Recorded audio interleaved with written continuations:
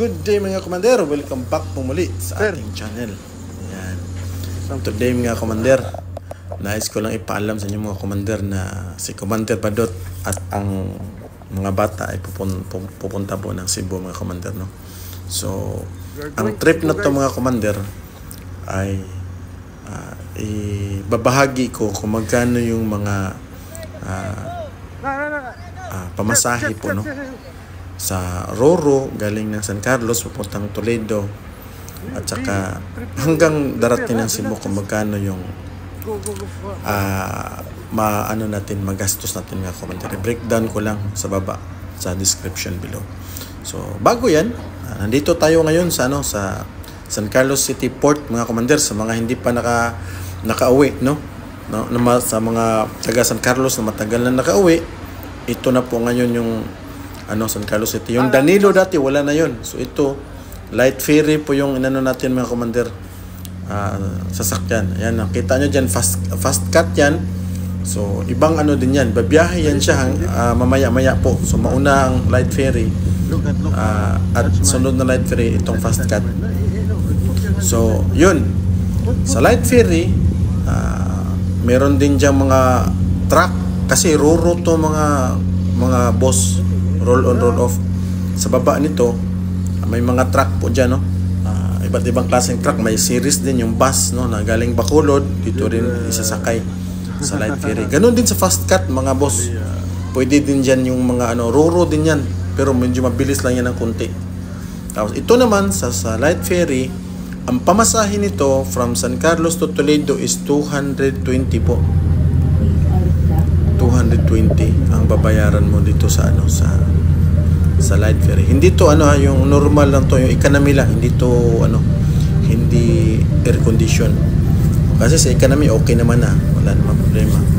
Makakahiga ka naman ng maayos.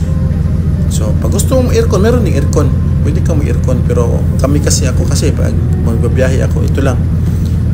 Sa economy lang po, 220 lang. Tapos yun, makakarating naman ng Toledo. Ayan. So madaling araw pala ang biyahe nito mga boss, alas 5 po na madaling araw. Galing dito mismo sa San Carlos City, 5 o'clock in the morning papuntang Toledo po. Yun yung first trip po ng light ferry. Yan, nakikita nyo dyan, si Paway po yan, island, around mga 10 minutes away from San Carlos City Port po pag sasakay ka, pag pupunta ka ng Sipaway Island. Ayan po. So yun po mga commander, ito po yung loob ng light ferries. Dati kasi yung sa Danilo Lines, sa mga matagal ng nandito sa San Carlos na hindi nakauwi noon, yung barko noon, yung roll on roll off noon, Danilo Lines, wala na po yun, napalitan na po yun ng light ferries. Ayan, napakaganda po ng sunrise po, no? Dito na po tayo, approaching na po tayo ng Toledo mga boss. Nag-start tayo doon sa San Carlos ng 5, darating tayo ng Toledo 6:30. Bali 1.5 hour po yung biyahe mga boss.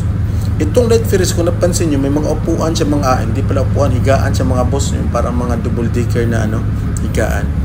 Yung Danilo kasi wala, upuan lang talaga, hindi ka makakahiga. Dito naman wala upuan, puro higaan. Baliktad mga boss, pero okay na rin kahit paano, makakapagpahinga ka talaga, lalong-lalo na pag malayo pa yung biyahe mo. So dito, habang dito ka sa barko, pahinga ka muna ng isang oras at kalahati, makakaidip-idip ka, at least kahit paano makakapagpahinga ka na. Yan. So nandito na tayo ngayon, malapit na tayo sa Toledo mga boss. Yan, napakaganda po ng sikat ng araw mga boss sa umaga. Yan, mag-6:30 na po ng umaga mga boss. Napakaganda po ng panahon.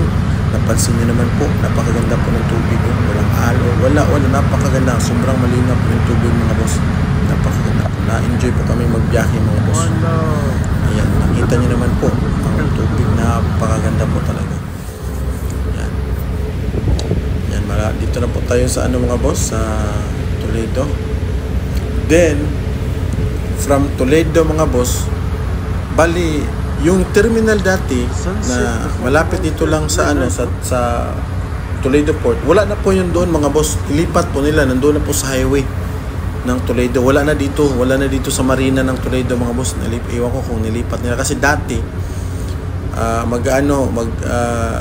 malapit lang dito sa barko, makikita mo na yung terminal, no, bago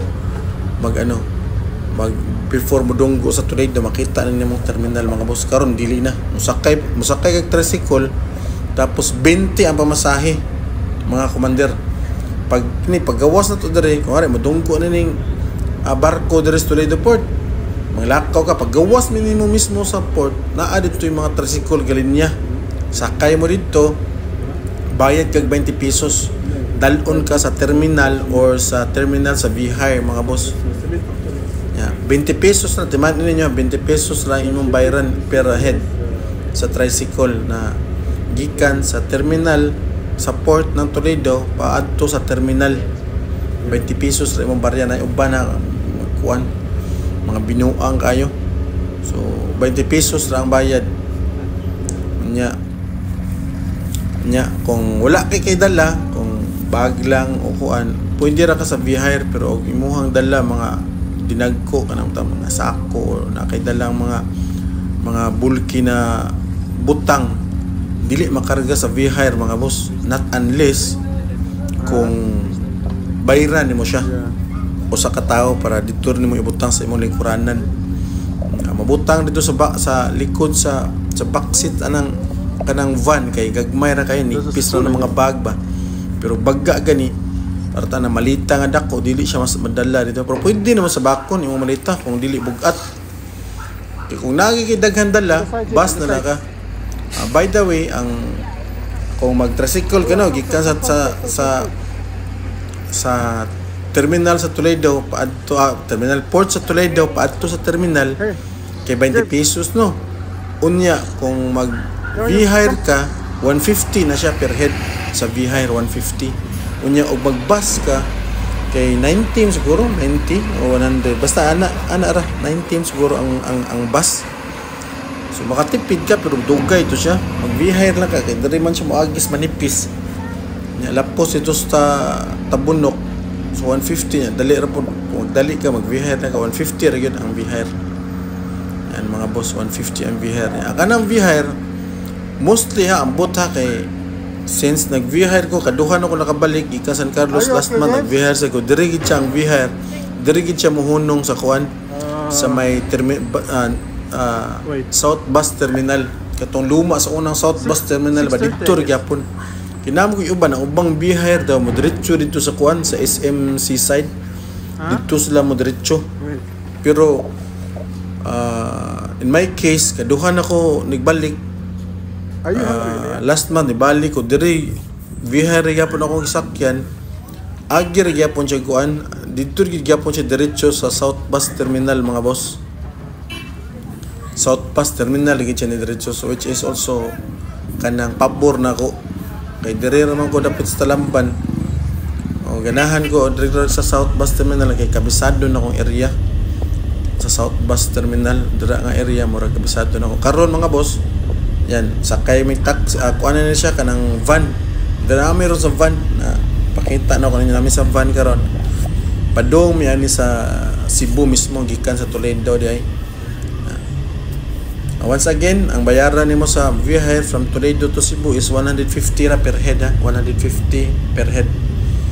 Na ang bus, kung mag-bus ka kay 90 or 100, di lang ko sure kay wala ko kasuway bus. Sa una sige kog bus ko to, estudyante pa ko, pero karon lang yung V-Hire ako kay dali ra ba. Sugi padagan mga driver, pero tip lang yun na ako kung mag V-Hire ko, di ko musakay sa front seat mga boss. Likod ko na permi kay kulbaan ko sa front seat, sugi padagan ang V-Hire dari Cebu. Simbak ko palayo, no, simbak ko mabangga gani nya nakas front seat, murag delikado kay mga boss mo na di ko musakay front seat pag V-Hire dari ko suluyo mga boss, para for safety reason purposes ba. Mas may gitong likay na dadaan ana gani. So muna unya ang South Bus Terminal dahil sa mga dugay na makabalik pa og Cebu, dili na pareha sa una mga boss. Ang South Bus Terminal lahi ra, di ba? Sa una pag abot mo sa South Bus Terminal, daghan na kay sugat nimo, Mag-Ilogan na sa imuhang bagahe karon dili na inana mga boss. Nya og mapalit og musakay ka sa bus, mupalit ka daag ticket na vote dito, may counter na dito ka mapalit og ticket og asa ka padung. Dili na katikitan dito mismo sa sulod sa imong sakyan kundi mapalit ka daan na counter dito ka mapalit. Nya katong ticket mo na to imong kuan pakita adto sa konduktor ning sakay nimo sa bus. Di para sa una kay ang konduktor may mo ticket. Ang konduktor may mo ticket nimo. Oh, dito na gabiyahe na usa ka tikitan dire before ka mo sakay palit ka dag ticket na karon na lang estilo karon. Before ka makasakay sa bus palit ka dag ticket sa counter. Inana na siya dire. Muna siya ri bag-ong terminal mga commander, mga boss. Kini dire muna siya bag-ong terminal sa south. Naalta dire sa exit na tas exit. Karon namin sa taxi padung namin dire sa amuang destination mga boss dire sa tuol sa Talamban. Unahan sa Country Mall. Naanar de mga boss. Oro to mga boss ha. Daghang salamat sa inyong pag-uban mga boss. Naami ron si boss, commander ug mga bata. Hanggang sa muli. See you on the next one. Bye bye.